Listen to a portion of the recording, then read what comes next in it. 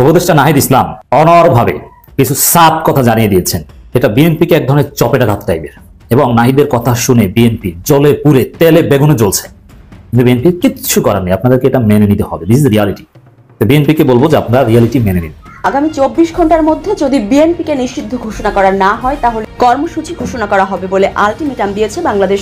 এখন জনগণের এক দফা দাবি বিএনপি রাজনীতি নিষিদ্ধ করা, এমন মন্তব্য করলেন। প্রিয় দর্শক শ্রোতা ভাই বোনদেরকে গুড নিউজটি শোনাচ্ছি। আজকে আওয়ামী লীগের দোসর অথবা ভারতীয় কোনো দালাল আগামী সংসদে থাকবে না এবং থাকার কোনো স্কোপ সুযোগ তাদেরকে দেওয়া হবে না। আওয়ামী লীগ নিষিদ্ধ করার প্রশ্নে বিএনপি যেমন তাদের মতামত জানিয়ে দিয়েছে, তারা আওয়ামী লীগের নিষিদ্ধ চায় না, ঠিক একই সঙ্গে যারা আওয়ামী লীগ দ্বারা নির্যাতিত হয়েছে, বিএনপি নির্যাতিত হয়েছে, তারাও তুমুল বিরোধিতা করেছে সরকারের এই ধরনের অবস্থানকে। নিষিদ্ধ করার ক্ষেত্রে সরকার যে একটি পদক্ষেপ নিতে যাচ্ছিল। বাংলাদেশের ইতিহাসে একজন কুখ্যাত ব্যক্তির নাম হচ্ছে অ্যাডভোকেট কামরুল ইসলাম। এই অভদ্রলোকের গতকালকে গ্রেপ্তার হওয়া এবং ছবি প্রকাশের পরে এই লোক সেই লোক যেই লোক 2013 সালে যে অন্যায়ভাবে মানুষদেরকে ফাঁসি দেওয়া হয়েছে, সেই সময় যেই সকল নাটের গুরুরা এই ফাঁসির কাজে সম্পৃক্ত ছিল তার মধ্যে এই কামরুল ইসলাম অন্যতম। আমরা সরকারের পক্ষ থেকে যখন আওয়ামী লীগকে নিষিদ্ধের কথা বলি, তখন রাজনৈতিক দলগুলো তাদের বক্তৃতায় সেটি বাধা দেওয়ার চেষ্টা করছে। বিচারের মুখোমুখি করতে শেখ হাসিনাকে অবশ্যই ফিরিয়ে দিতে হবে ভারতকে, এমন মন্তব্য করেছেন অন্তর্বর্তীকালীন সরকারের প্রধান উপদেষ্টা ডক্টর মোহাম্মদ ইউনূস। তিতুমির কলেজ সরকারের জন্য একটা গুরুত্বপূর্ণ টেস্ট কেস হয়ে উঠেছে। এটা সরকার কি টের পাচ্ছে? তাদের কলেজ ভার্সিটি করতে হবে, সেই দাবিতে তারা রাস্তা এবং রেলপথ অবরোধ করেছিলেন, ব্লক করে দিয়েছিলেন প্রথমে 4 ঘন্টার জন্য। 4 ঘন্টা ঢাকার এরকম একটা গুরুত্বপূর্ণ রাস্তা ব্লক থাকা মানে সারা ঢাকায় জ্যাম ছড়িয়ে পড়া। আমরা সবার জন্য তো আমাকে বন্দর উন্মুক্ত, অন্য দেশে জাহাজ আসছে অসুবিধা কি? আমার খালি একটা দেশের জাহাজ আছে, আমরা কি কারো কাছে বন্দি নাকি? আমি যে খালি তারই সেবা করব। অভ্যুত্থানে যে ছাত্ররা নেতৃত্ব দিয়েছেন তারা আওয়ামী লীগকে নিষিদ্ধ করার পক্ষে জোরালো বক্তব্য দিচ্ছেন এবং তারা মনে করেন যে দল হিসেবে আওয়ামী লীগের নিষিদ্ধ হওয়া উচিত। যেহেতু গণহত্যার দায় তাদের উপর আছে, তাদের হাত রক্তে রঞ্জিত হয়েছে, সুতরাং এই দলের রাজনীতি করার অধিকার নেই, দল হিসেবে আওয়ামী লীগ নিষিদ্ধ করা উচিত। এবং আন্তর্জাতিক অপরাধ ট্রাইব্যুনালে এবার রাজনৈতিক দল নিষিদ্ধের বিধান রাখা হয়েছে। ফলে ট্রাইব্যুনাল যদি মনে করে যে দলও নিষিদ্ধ করতে পারবে, সেই বিধানটাও কিন্তু রেখেছে। এই প্রেক্ষিতে আসিফ মাহমুদ অন্তর্বর্তী সরকারের উপদেষ্টা বলছেন যে আওয়ামী লীগ নিষিদ্ধের কথা বললে দলগুলো বাধা দেওয়ার চেষ্টা করছে। আজকে তিনি এক অনুষ্ঠানে বলছেন যে আমরা সরকারের পক্ষ থেকে যখন আওয়ামী লীগকে নিষিদ্ধের কথা বলি, তখন রাজনৈতিক দলগুলো তাদের বক্তৃতায় সেটি বাধা দেওয়ার চেষ্টা করছে। 1945 সালে জার্মানির ফ্যাসিস্ট নাৎসি পার্টিকে যদি নিষিদ্ধ করা হয় এবং এখনো তারা নিষিদ্ধ রয়েছে, সেখান থেকেই বোঝা উচিত আওয়ামী লীগের পরিণতি কি হওয়া উচিত। সম্ভবত আমি যেটা গেস করি যে বিএনপি যেমন বলেছে, একদম পরিষ্কারভাবে বলেছে মির্জা ফখরুল ইসলাম আলমগীর, মানে বিএনপি কোনো দল নিষিদ্ধের পক্ষে না। অর্থাৎ যখন জাতীয় পার্টির নিষিদ্ধ দাবি হয়েছিল, তাদের প্রধান কার্যালয় পুড়িয়ে দেওয়া হয়েছিল, তখন বলেছিল যে না, তারা কোনো দল নিষিদ্ধ করতে চায় না। দল নিষিদ্ধ করার বিষয়ে একটি রাজনৈতিক দল আরেকটি রাজনৈতিক দলকে নিষিদ্ধ করতে পারে না, এটা হলো জনগণের সিদ্ধান্ত। সুতরাং নির্বাচিত পার্লামেন্ট বা জনগণের ম্যান্ডেট পাওয়া সরকার বা জনপ্রতিনিধিরা এটা সিদ্ধান্ত নিতে পারেন, এমন একটি বিষয় মির্জা ফখরুল ইসলাম খুব সরাসরি বলেছিলেন। এই কথাকে নানাভাবে কিন্তু বৈষম্য বিরোধী ছাত্র আন্দোলনের নেতারা সমালোচনা করেছেন। আজকে উপদেষ্টা আসিফ মাহমুদও কিন্তু সেই প্রসঙ্গটা সামনে নিয়ে আসলেন। সোমবার রাত 10:30টার দিকে জাহাঙ্গীরনগর বিশ্ববিদ্যালয়ের মুক্ত মঞ্চে অনুষ্ঠিত নবীন চোখে গণঅভ্যুত্থান ও আগামীর বাংলাদেশ শীর্ষক আলোচনা সভায় আসিফ মাহমুদ এই কথাগুলো বলেন। বৈষম্য বিরোধী ছাত্র আন্দোলন জাহাঙ্গীরনগর বিশ্ববিদ্যালয় শাখা আয়োজিত সবার শুরুতে সন্ধ্যা 7:30টার দিকে ছাত্র জনতার অভ্যুত্থানে শহীদদের পরিবারের সদস্যরা বক্তব্য দেন। এরপর গণঅভ্যুত্থানে জাহাঙ্গীরনগরের বিশ্ববিদ্যালয়ের একটি ভিডিও ডকুমেন্টারি উপস্থাপন করা হয়। গণঅভ্যুত্থানের আহত ব্যক্তিদের চিকিৎসা পুনর্বাসনে নানা উদ্যোগ নেওয়া হচ্ছে জানিয়ে আসিফ বলেন, গণঅভ্যুত্থানে শহীদ ও আহত ব্যক্তিদের চিকিৎসা পুনর্বাসনে আমরা অনেকগুলো উদ্যোগ নিয়েছি। যাই হোক, এখানে একটি কথা, তিনি রাজনৈতিক কথাটা হলো এই যে এই গণঅভ্যুত্থান আংশিক সফল হয়েছে, কারণ আমাদের এক দফা দাবির মধ্যে ছিল শেখ হাসিনার পতন ও ফ্যাসিবাদী ব্যবস্থার বিলোপ, কিন্তু এখনো সেই ফ্যাসিবাদী ব্যবস্থা সম্পূর্ণরূপে বিলোপ করা সম্ভব হয়নি। এই গণঅভ্যুত্থানের পরে অনেক সীমাবদ্ধতা থাকতে পারে, কিন্তু একটা জিনিস স্পষ্ট, প্রত্যেকেই এখন নিজেদের নাগরিকভাবে সংবিধান সংস্কার কমিটিতে আমি একটা কথা বলেছি, বাংলাদেশের অফিসিয়াল নাম গণপ্রজাতন্ত্রী বাংলাদেশ থাকতে পারে না, কারণ যে মুহূর্তে এই শব্দের ভেতরে প্রজা থাকবে তখনই আমাদের মনের ভিতরে একটা ভয় কাজ করে, কেউ না কেউ বোধহয় রাজা আছে। নতুন বাংলাদেশে আমি কোনো রাজা দেখতে চাই না, আমি দেখতে চাই এই দেশের মালিক এই দেশের জনগণ। ভালো আইনজীবী মঞ্জুর আল মতিন বলছেন যে আমাদের অধিকারের প্রয়োজনে আমাদের সবাইকে জাগ্রত থাকতে হবে, আমাদের অধিকার অন্য কেউ আদায় করে দেবে না। আমরা একটা সুষ্ঠু ভোট চাই, এই ব্যাপারে আমাদের কোনো দ্বিমত নেই। আমরা এমন ব্যবস্থা চাই যেখানে জবাবদিহি থাকবে, রাষ্ট্র যারা চালাবেন তারা আমাদের প্রশ্নের উত্তর দিতে বাধ্য থাকবেন। আমরা এমন একটা ব্যবস্থা চাই যেখানে আমরা বিচার পাবো, আমাদের ধর্ম আলাদা হতে পারে, জাতিগত পরিচয় আলাদা হতে পারে, আমাদের দৃষ্টিভঙ্গি আলাদা হতে পারে, কিন্তু এই মৌলিক প্রশ্নগুলো আমরা সবাই এক। যাই হোক, অনেকটা রাজনৈতিক চর্চাই হয়েছে, কিন্তু মূল কথা হলো যে আওয়ামী লীগ নিষিদ্ধের ব্যাপারে যে বিএনপি যে একমত না এবং তাদের প্ল্যাটফর্ম থেকে যে এই দাবিটা করা হচ্ছে না, এই ব্যাপার কিন্তু বারবার সমালোচিত হচ্ছে বৈষম্য বিরোধী ছাত্র আন্দোলনের নানা প্ল্যাটফর্মে। দর্শক, উপদেষ্টা নাহিদ ইসলাম অনড়ভাবে কিছু সাপ কথা জানিয়ে দিয়েছেন। এটা বিএনপিকে এক ধরনের চপেটাঘাত টাইপের, এবং নাহিদের কথা শুনে বিএনপি জলে পুড়ে তেলে বেগুনে জ্বলছে। কিন্তু বিএনপি কিচ্ছু করার নেই, আপনাদেরকে এটা মেনে নিতে হবে। This is reality. অনেকে মজা করে বলে না, শেখ মুজিবের ভাষণকে সামনে এনে যে রিয়ালিটি মাইনে নাও। বিএনপিকে বলবো যে আপনারা রিয়ালিটি মেনে নিন। আমরা কথা বলছি 19 নভেম্বর 24। এটি বিপ্লবী সরকার, শুধু নির্বাচন দেওয়াটাই আমাদের কাজ নয়। এই প্রথম নাহিদ এই সরকারকে বিপ্লবী সরকার বলছে। আর বিএনপি যে নির্বাচন জিকির করছে, নির্বাচন দেয় তাদের কাজ নয়। মির্জা ফখরুল স্পষ্ট বলেছিলেন এই সরকারের প্রধান কাজ নির্বাচনের পরিবেশ তৈরি করা। না, বিপ্লবী সরকার। আপনারা সংবিধান পরিবর্তন করতে চান না, আপনারা এক্সিস্টিং সবকিছু ঠিক রাখতে চান, কিন্তু না, সবকিছু ঠিক থাকবে না। সবকিছু দুমড়ে মুচড়ে পরিবর্তন করে নতুন বাংলাদেশ গড়ে তোলা হবে। বিপ্লবী সরকার বলার মধ্য দিয়ে নাহিদ সেই বার্তাই দিলেন। এই সরকারকে কি বিপ্লবী সরকার দাবি করা যায়? কারণ এই সরকার তো এক্সিস্টিং সংবিধানের আলোকে শপথ নিয়েছে। তাহলে নাহিদের কথার ব্যাখ্যা কি? আসুন আমরা বিশ্লেষণ করি। ডক্টর মোহাম্মদ ইউনূসের নেতৃত্বাধীন অন্তর্বর্তী সরকার কোন কেয়ারটেকার সরকার নয়, এটি বিপ্লবী সরকার বলে জানিয়েছেন ডাক, টেলিযোগাযোগ ও তথ্য প্রযুক্তি উপদেষ্টা মোহাম্মদ নাহিদ ইসলাম। তিনি বলেন, অন্তর্বর্তীকালীন সরকার সারা পৃথিবী থেকে সমর্থন পেয়েছে, যা এখন অব্যাহত আছে। বর্তমান অন্তর্বর্তী সরকার কেয়ারটেকার সরকার নয়, এটি বিপ্লবী সরকার। এটা শুধু নির্বাচন দেওয়াটা সরকার একমাত্র কাজ নয়। তত্ত্বাবধায়ক সরকার হলে নির্বাচন দেওয়াটাই প্রধান কাজ হতো। তত্ত্বাবধায়ক সরকার গণ অভ্যুত্থানের পরবর্তীতে একটা সরকার। এখন বিপ্লবী সরকার কি না, দেখেন বিপ্লবী সরকার মানে কি? এর মানে চলমান প্রথা, সিস্টেম এগুলো অগ্রাহ্য করে যে সরকার গঠিত হয় বা যে সরকার চলে, সেটা হচ্ছে বিপ্লবী সরকার। এই সরকারকে বিপ্লবী সরকার বলা যায় মনে করি। এই সরকারকে কেন বিপ্লবী সরকার বলা যায়? দেখেন, হাসিনার পতন যেভাবে হয়েছে, যেভাবে পদত্যাগ করেছে, একটাও প্রচলিত সংবিধান অনুযায়ী হয়নি। যে পদ্ধতিতে আপিল বিভাগের কাছে রেফারেন্স চেয়ে অন্তর্বর্তীকালীন সরকার গঠিত হয়েছে, কাগজে কলমে সংবিধান মেনে সংবিধান অনুযায়ী হলেও সংবিধান অনুযায়ী আসলে হয়নি। অত বিপ্লবী সরকার বলে বলা যায়। পদে পদে সংবিধান লঙ্ঘন করা হয়েছে, কিছু কিছু ক্ষেত্রে সংবিধানের সাথে মিলে গিয়েছে। এরপর দেখেন, শেখ মুজিবের ছবি থাকবে, এটা সাংবিধানিক বাধ্যবাধকতা। শেখ মুজিবের ছবি কোথাও নেই, নামিয়ে ফেলা হয়েছে। তাই এটা কি সংবিধান মেনে করা হয়েছে? অনেক কিছুই সংবিধান কোথায় আছে? এই সরকার 100 দিন পার হয়ে গেছে, এখন ক্ষমতায় আছে।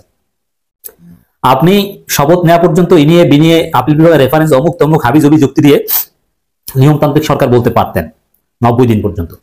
কিন্তু এই সরকারের মেয়াদ 90 দিন পার হওয়ার পর এই সরকারকে আপনি বিপ্লবী সরকার বলতে পারেন, কারণ 90 দিন পর থাকার কোনো বিধান কোথাও নেই। এটা জোড়াতালি দিয়েও আপনি জায়েজ করতে পারবেন না। অতএব যেহেতু 90 দিন পার হয়ে গেছে, আমি মনে করি এই যুক্তিতে, এই পয়েন্টের উপর ভিত্তি করে এই সরকারকে চাইলে বিপ্লবী সরকার আপনি বলতে পারেন। তবে এই সরকার কোনো নিয়ম শৃঙ্খলার ধার ধারে না, নিয়ম শৃঙ্খলা মানতে বাধ্য না, এবং আসলে মানেও না, শুরু থেকেই মানছে না। কিছু কিছু বিষয় তো মিলে যাবে, কিন্তু আসলে প্রচলিত সংবিধান মানছে না, বিপ্লবী সরকার বলে বলা যায়। আর বিপ্লবী সরকার বলার মধ্য দিয়ে মূলত এই বার্তাটাই দিয়েছেন যে ব্যাপক সংস্কার হবে, সংবিধান পরিবর্তন থেকে শুরু করে ব্যাপক সংস্কার হবে, রাষ্ট্র ব্যবস্থার আমূল পরিবর্তন করা হবে, সব ক্ষেত্রে সংস্কার হবে। ডক্টর ইউনূস নিজেই এই কথা বলেছেন আল জাজিরার সাথে। তিতুমির কলেজ সরকারের জন্য একটা গুরুত্বপূর্ণ টেস্ট কেস হয়ে উঠেছে। এটা সরকার কি টের পাচ্ছে? কথাটা এই কারণে বললাম, এই কলেজ ঘিরে গতকাল যা যা হয়েছে এবং এরপর সরকার যা যা করবে, যা যা করতে যাচ্ছে, সেটা একটা প্যান্ডোরাস বক্স খুলে দিতে পারে। আমরা জানি গতকাল এক দুর্বিষহ পরিস্থিতি তৈরি করেছিলেন তিতুমির কলেজের শিক্ষার্থীরা। তাদের কলেজ ভার্সিটি করতে হবে, সেই দাবিতে তারা রাস্তা এবং রেলপথ অবরোধ করেছিলেন, ব্লক করে দিয়েছিলেন প্রথমে 4 ঘন্টার জন্য। 4 ঘন্টা ঢাকার এরকম একটা গুরুত্বপূর্ণ রাস্তা ব্লক থাকা মানে সারা ঢাকায় জ্যাম ছড়িয়ে পড়া। বহু মানুষ অকল্পনীয় দুর্দশার মধ্যে দিয়ে গেছেন। ঢাকার সাথে সারা দেশের রেল যোগাযোগও বন্ধ হয়ে গেছে। এখন সেই জায়গায় তারা 4 ঘন্টা পরে বন্ধ করলেন এবং এরপর কয়েক ঘন্টা বন্ধ করে আবার রাতের বেলা তারা সন্ধ্যার পরে এসে বসেছেন, আবার বন্ধ করে দিয়েছেন এবং রাতে শেষ করেছেন আজ আবার বসবেন বলে। আজ বসেছেন তারা, তবে এবার রাস্তায় তারা কলেজের ভেতরে ছিলেন এবং পুলিশ সেখানে অবস্থান নিয়েছে। গতবার একটা ট্রেন, যে ট্রেনটা ক্রস করে যাচ্ছিল, তাতে ইট পাটকেল ছোঁড়া হয়েছে ছাত্রদের জায়গা থেকে, তাতে বেশ কয়েকজন আহত হয়েছে, ট্রেনের কাঁচ ভেঙে গেছে। তারা এটার জন্য দুঃখ প্রকাশ করেছেন বলে দেখলাম, কিন্তু এটা দুঃখ প্রকাশ করা যায় না, সরি। এই অসভ্যতার কোনো সাফাই তারা গাইতে পারেন না, কোনোভাবেই পারেন না। একটা ট্রেন যাচ্ছে, তাতে সাধারণ মানুষকে এভাবে আহত করার কোনো দুঃখ প্রকাশ নেই আসলে। এমনকি তারা যে রাস্তায় বসেছেন, এটারও দুঃখ প্রকাশ নেই। আমরা কেউ কেউ বলতে পারি গণতান্ত্রিক দাবি দাওয়া কি চাওয়া যাবে না, করা যাবে না? উত্তর হচ্ছে যাবে। কিন্তু আমরা খেয়াল করছি এই সরকারের সময় প্রথম থেকে এই সরকারকে বিপদে ফেলার জন্য বহু কাজ করা হচ্ছে। একটা ইউনিভার্সিটি চাই, রাস্তায় নেমে যাব। 2 দিন আগে রেসিডেন্সিয়াল মডেল কলেজের স্টুডেন্টরা রাস্তা বন্ধ করে দিয়েছেন। সেখানে লটারি না, সেখানে মেধাভিত্তি, পরীক্ষার ভিত্তিতে ভর্তি নিতে হয়, তার জন্য রাস্তা বন্ধ। আর এদিকে গাজীপুর, টঙ্গী, ময়মনসিংহ সড়কের এই এলাকাটাতে তো প্রায় প্রতিদিন অবরোধ হচ্ছে, অবরোধের মধ্যে থাকছে ঘন্টার পর ঘন্টা, দিনের পর দিন। একটা অবরোধ 2 দিনের মতো ছিল, 2 দিনের বেশি ছিল। আজও দেখলাম সেখানে অবরোধ আছে। যে কোনো দাবিতে অবরোধ ডেকে ফেলা যায়, এবং যেহেতু সরকার দুর্বল আছে, এই জায়গাটা খুব ইম্পর্টেন্ট। এগুলো কেন করা হচ্ছে? আমরা এর সাথে নিশ্চিতভাবেই ষড়যন্ত্র আছে জড়িত। এই যে ঢিল মারা হয়েছে ট্রেনে, আমি ধারণা করতেই পারি এগুলো ছাত্রলীগ করেছে, নিষিদ্ধ ছাত্রলীগ করেছে, বা আওয়ামী লীগের লোকজন করেছে, কিংবা ভারতীয় গোয়েন্দা সংস্থার লোক ইনভলভ থেকে করেছে। এর সাথে তারা জড়িত আছে, এমনকি এগুলো অর্গানাইজ করে মাঠে নামানোর ক্ষেত্রেও তাদের ইনভলভমেন্ট আছে বলে আমি মনে করি, আমি বিশ্বাস করি। কিন্তু এছাড়াও যদি কেউ নেমে পড়তে চায় যে কোনো কিছুতে, মানে সবার ধারণা যে সরকার দুর্বল, একটা দুর্বল সরকারকে চাপ দিয়ে নানান দাবি দাওয়া অর্জন করে নেওয়া যাক, নানান দাবি দাওয়া পেয়ে যাওয়া যাক, এই হচ্ছে অনেকেরই ধারণা। দুর্বলকে চাপ দিলে তিনি পেরে উঠবেন না, কারণ সরকার তার পায়ের তলার মাটি এখনো খুব স্ট্রং করতে পারেনি, পুলিশ ঠিকভাবে কাজ করছে না, মিলিটারি ম্যাজিস্ট্রেসি পাওয়ার নিয়ে আছে, কিন্তু মিলিটারির একটা সমস্যা তো আসলে আছে ইনহেরেন্ট। মিলিটারি অভ্যন্তরীণ আইন শৃঙ্খলা রক্ষা করার ক্ষেত্রে ট্রেইনড না, তাদের অস্ত্র সেরকম না, তাদের সবকিছু ভিন্ন, সুতরাং তাদের দিয়ে এই কন্ট্রোল করা সহজ না, বরং এইসব ক্ষেত্রে খুব জরুরি এমার্জেন্সি ছাড়া মিলিটারিকে ব্যবহার না করাই উত্তম। সুতরাং সরকার যেহেতু দুর্বল আছে, রাস্তায় বসে পড়ে এবং যে কোনো কিছু চাও। তিতুমির কলেজ বাংলাদেশ, মানে ঢাকা শহরের কথা বলছি, ঢাকার বাইরের কথা এবার যদি সরিয়ে ফেলি, ঢাকা শহরেও তিতুমির কলেজ, তার সমপর্যায়ের আর অনেকগুলো কলেজ আছে, সে 7 কলেজ আমরা বলি। এরা সবাই, যেমন ধরি আমরা যদি ঢাকায় একটা কলেজ যদি আবার নতুন করে ভার্সিটি করার কথা বলি, সেটা ঢাকা কলেজ, সবচেয়ে পুরনো এবং সবচেয়ে বড় কলেজ, সবচেয়ে ঐতিহ্যবাহী কলেজ, ও চাইবে না কেন? এরকম করে মেয়েদের জন্য ইডেন কলেজ, সে কেন ভার্সিটি চাইবে না? এই হতে থাকলো, এবং ভার্সিটি দিতেই থাকতে হবে সবগুলো ক্ষেত্রে, নাহলে রাস্তা বন্ধ করে দেবো। এটা ঢাকার কথা গেল। ঢাকার বাইরে অনেকগুলো, বিভিন্ন জেলায়, বিভিন্ন বিভাগীয় শহরে অনেকগুলো বড় বড় কলেজ আছে, সবার ভার্সিটি হতে হবে। এই প্যান্ডোরাস বক্স খুলবে সরকার, তাদের সাথে নেগোশিয়েট করে কি করা উচিত? আমি ভার্সিটি মেনে নেব, দেখছি, বিবেচনা করছি, কমিটি করছি, না এটা ভার্সিটি হচ্ছে না, নেগোশিয়েট করা হবে এইটুকু যে তোমরা উঠে যাও, ডোন্ট ডু দিস ফার্দার। এবং খারাপ শোনাবে কথাগুলো বলতে, কিন্তু এটা জরুরি, এটা জরুরি বলে আমি মনে করি। একটা সরকারকে কোনো একটা পর্যায়ে চাপ প্রয়োগ করতে হয়, বল প্রয়োগ করতে হয়। একটা সরকার অ্যাডমিনিস্ট্রেটর, একটা সরকারের আইন শৃঙ্খলা রক্ষাকারী বাহিনী ওজন্যই থাকে, আলোচনা করবে।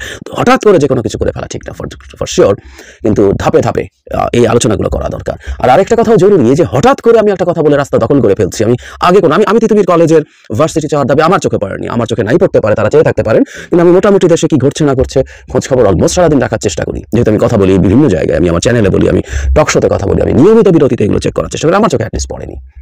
তো তাহলে কোত্থেকে বললেন হঠাৎ করে সেটা হয়ে গেল, এবং হঠাৎ করে এসে রাস্তা বন্ধ করে ফেললাম। এমনকি আমি বললাম, আলোচনা করলাম, হয় নাই বলে রাস্তা বন্ধ। যে কোনো দাবি নিয়ে আমার যদি এগুলো এক ধরনের মব তৈরি করে ফেলতে পারি, তারপর সেই দাবি অর্জন করে ফেলা যাবে, এটা তো এই সরকারের ক্ষেত্রে হয়েছে কিছুদিন। সে কারণেই এই ঘটনাগুলো এখন ক্রমাগত ঘটছে, যেটা এই সরকারকে বিপদে ফেলছে। আমি এর আগে একদিন বলেছিলাম যে 7 কলেজের স্টুডেন্টরা যখন রাস্তা ব্লক করেছেন, 35-এর ওরা যখন রাস্তা ব্লক করেছিলেন, আমি দেখেছি বহু মানুষ ওটাকে আর ভালোভাবে নিচ্ছেন এবং সরকারকে দায় দিচ্ছেন। গতকাল আমি ওই জ্যামে পড়িনি, আমি ঢাকার অন্য অংশে চলাফেরা করেছি, যারা ওখানে ছিলেন কয়েকজনের সাথে আমার কথা হয়েছে, কি অবর্ণনীয় বাজে পরিস্থিতি তৈরি হয়েছিল, এবং মানুষ সরকারকে দোষেছেন। যে যাই করুক, দিনের শেষে সেটাকে সঠিক পথে রাখা সরকারের দায়িত্ব, এবং প্রয়োজনে, I am sorry to say, কিন্তু এটাই রিয়ালিটি, বল প্রয়োগ করে তাকে সেটা করতে হবে। সরকারের এই নির্লিপ্ততা, সরকারের এই অতি সহনশীল অবস্থান, সরকারের এই প্রবলেমগুলো ট্যাকেল করতে না পারা ঠিক মতো, এগুলো মানুষ এগুলোর সমালোচনা করছে। মানুষ নানা রকম সংকটে আছে, দ্রব্যমূল্য খুব নিয়ন্ত্রণে নেই, আইনশৃঙ্খলা রক্ষাকারী আইনশৃঙ্খলার পরিস্থিতি খুব ভালো না। সেখানে ঢাকা শহর যদি মুহূর্তে এমন অচল হয়ে যায়, ঢাকার বাইরে বা যে কোনো জায়গায় দেশের এ ধরনের অচল অবস্থা তৈরি হয়। ঢাকার সাথে উত্তরাঞ্চলের জেলার যোগাযোগ অলমোস্ট বন্ধ ছিল বহু ঘন্টা এই গার্মেন্টস কর্মীদের কারণে, এখনো সেটা হচ্ছে, প্রতিদিন হচ্ছে। সরকারকে এগুলো ট্যাকেল করতে হবে।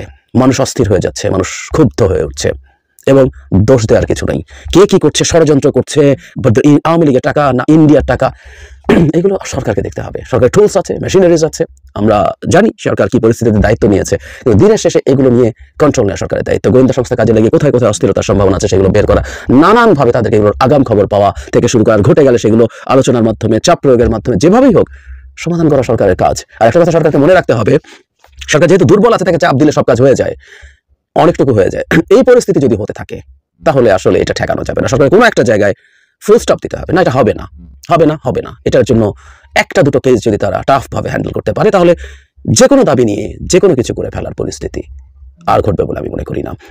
প্রধান উপদেষ্টা তার সর্বশেষ ভাষণেও আবারও বলছেন সবার সব অধিকার আছে, অনেকদিন কথা বলতে পারেন না। আমি তার স্পিরিটের সাথে একমত, কিন্তু এখন বহু কিছু আছে যেগুলো আসলে হওয়ার কোনো কারণ ছিল না।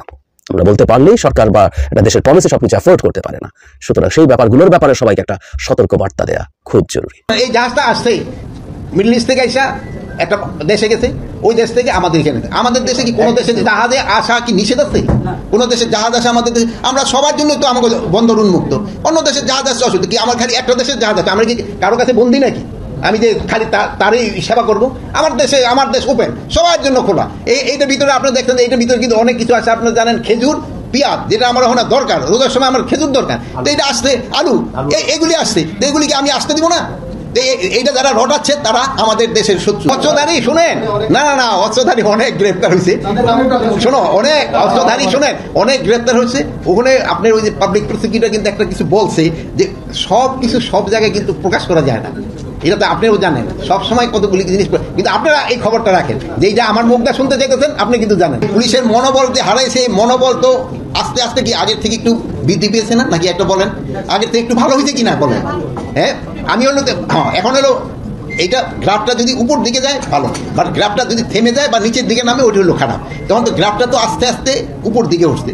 এখন ধরেন মনোবল, যেমন ধরেন আমরা অনেক সময় কোনো একটা আত্মীয় স্বজন সময় হারাই, সেই সময় আমার কিন্তু যে মনোবল ওইটাকে আমার 2 দিনই চেঞ্জ হয় না, একটু সময় লাগে। এক সময় আস্তে করে ওইটা কিন্তু আমরা ভুলে যাই। এই জন্য তো আপনি একটু সময় দিতে হবে।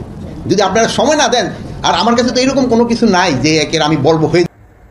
বাংলাদেশ স্বাধীন হয়েছে, সেই স্বাধীনতার পেছনে কিছু সুনির্দিষ্ট কারণ ছিল। জাতি একটা জায়গায় একমত হয়েছিলেন যে কয়েকটা ঘটনা এই জায়গাগুলো ঠিক করতে হবে। সেটার মধ্যে সবচেয়ে বড় হচ্ছে ভারতকে এই দেশ থেকে বিতাড়িত করতে হবে। শেখ মুজিব, আওয়ামী লীগ, এইটার নামে এই দেশে আর রাজনীতি করা যাবে না।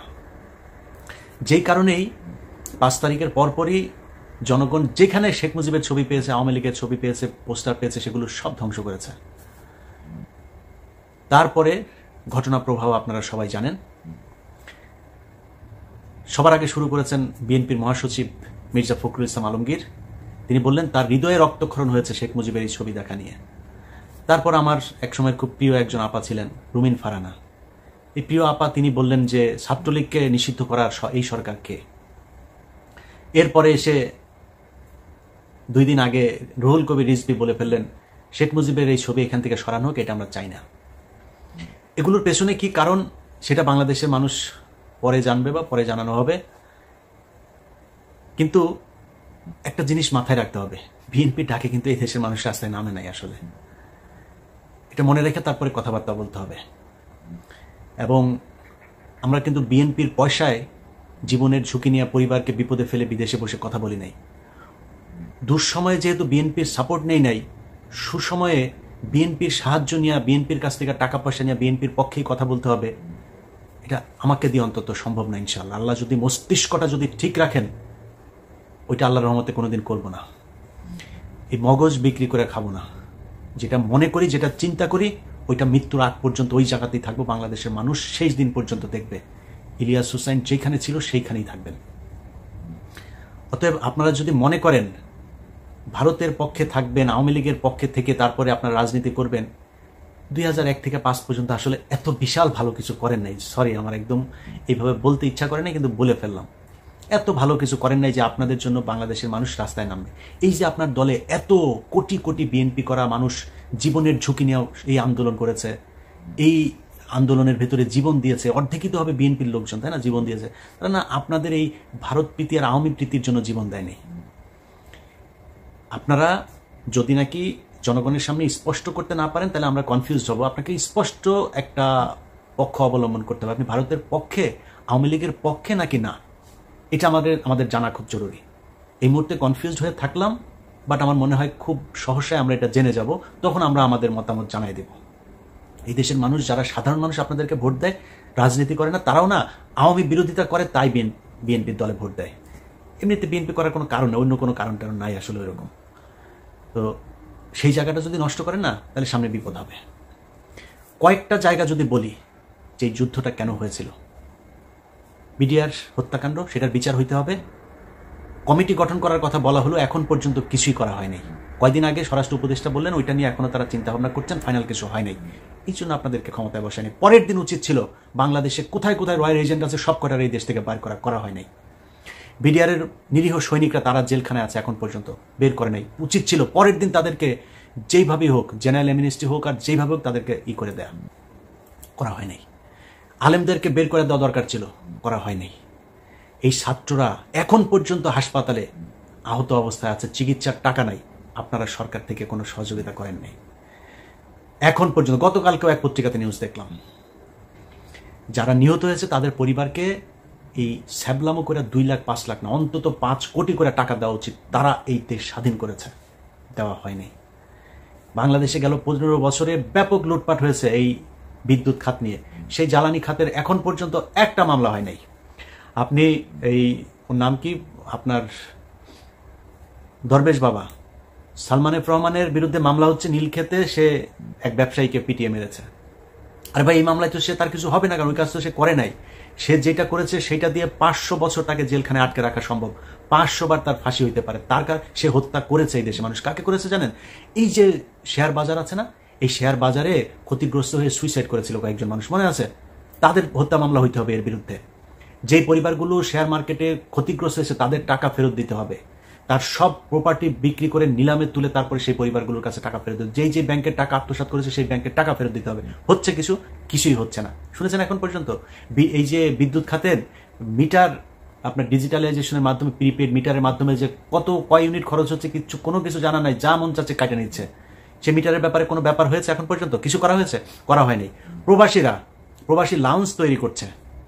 আরে ভাই, পাশার চামড়া লাল হয়ে যায় বাইরে কাজ করতে করতে। 10 বছর 15 বছর বউ পোলাপান থুয়া মধ্যপ্রাচ্যে মানুষ বিদেশ খাটে, তার 5 মিনিট এয়ারপোর্টে যায় না, তার বসতে ইচ্ছা করে না। কখন সে পরিবারের কাছে যাবে তার ওই চিন্তা। আপনি এই বালের ভিআইপি লাউঞ্জ টাউন্স, প্রবাসী লাউঞ্জ টাউন্স করে তো লাভ নাই।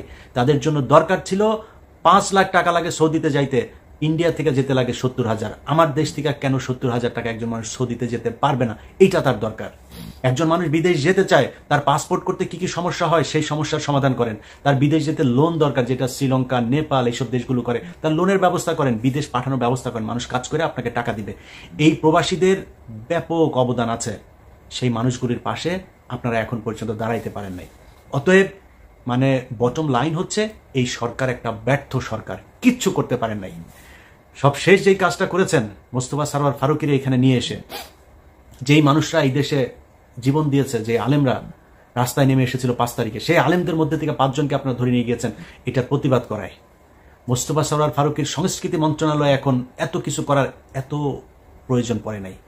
এখন পর্যন্ত মানুষ খাবারের টাকা নাই, মানুষের জিনিসপত্রের দাম হু হু করে বাড়ছে, সিন্ডিকেট ভাঙতে পারেন নাই। সব জায়গায় আওয়ামী লীগের লোককে আইনে এখন আপনি বাণিজ্য উপদেষ্টা বানাচ্ছেন। এই জন্য তারা জীবন দিয়েছিল, এই জন্য তাদের কোনো জায়গার মধ্যে আপনি ব্যবস্থা নিচ্ছেন না। আওয়ামী লীগের লোকজনকে এনে এনে তারপরে বসাচ্ছেন, মুজিব প্রেমীকে এনে তারপরে আপনি উপদেষ্টা বানাচ্ছেন। এই জন্য বাংলাদেশের মানুষ আপনাদেরকে কি করেছিল? 2 জন মানুষ আছে, একজন নাহিদ, একজন আসিফ। এই 2 জনকে উপদেষ্টা বানানো হয়েছে। আরেকজন মাহফুজ আলম ছিল প্রধান উপদেষ্টার বিশেষ সহকারী, তাকে এনে উপদেষ্টা বানানো হয়েছে। আপনার মনে হয় এটা তার জন্য প্রমোশন? তাকে ওইখান থেকে সরিয়ে দেওয়া হয়েছে যাতে এই আসিফ নজরুল গং, যারা প্রথম আলোর গং, তারা এই ডক্টর মোহাম্মদ ইউনূসের কান ভারী করতে পারে। কারণ ইউনূস তো যেটা সত্য কথা, সে তো বাংলাদেশের কোনো কিছু চিনে না, বাংলাদেশের মানুষকে সে ঠিক মতো চিনেও না, সারা জীবন ছিল বাইরে বাইরে। সো তাকে কেন রাখা হয়েছে? যেহেতু উনি সবার কাছে সমাদৃত, আন্তর্জাতিকভাবে আমাদের এখন টাকার ক্রাইসিস আছে, রিজার্ভ ক্রাইসিস আছে, তাকে দিয়ে আমরা বিদেশের সাথে লবিংগুলো করতে পারি, এই জন্য তাকে বসানো, সবাই মেনেও নিয়েছে। কিন্তু তাকে দিয়ে এখন যে এই যে প্রথম আলো সহ বিভিন্ন জায়গার এই যে যারা প্রোডাক্ট, এই প্রোডাক্টগুলোকে বসানো হচ্ছে। আপনি দেখেন ডেইলি স্টারের এই যে সাবেক ডেইলি স্টারের প্রোডাক্ট আকবর হোসেন বিবিসির, তাকে বানানো হয়েছে লন্ডনের প্রেস মিনিস্টার। ওয়াশিংটনের বানানো হয়েছে গোলাম মর্তুজা। এই গোলাম মর্তুজার কথা ভুলে গিয়েছি আমরা। 2018 সালে নির্বাচন পর্যন্ত সে যেইভাবে ন্যাকেড ভাবে ন্যাংটা হইয়া তারপরে আওয়ামী লীগের পক্ষপাতিত্ব করেছিল, 18 নির্বাচনের পরে সে চোখ, তাকে সুশীল বানায় এনে বসানো হইলো কোথায়? ডেইলি স্টারে। সে আওয়ামী লীগের বিরুদ্ধে কথা বলে, এগুলো আমরা বুঝি না?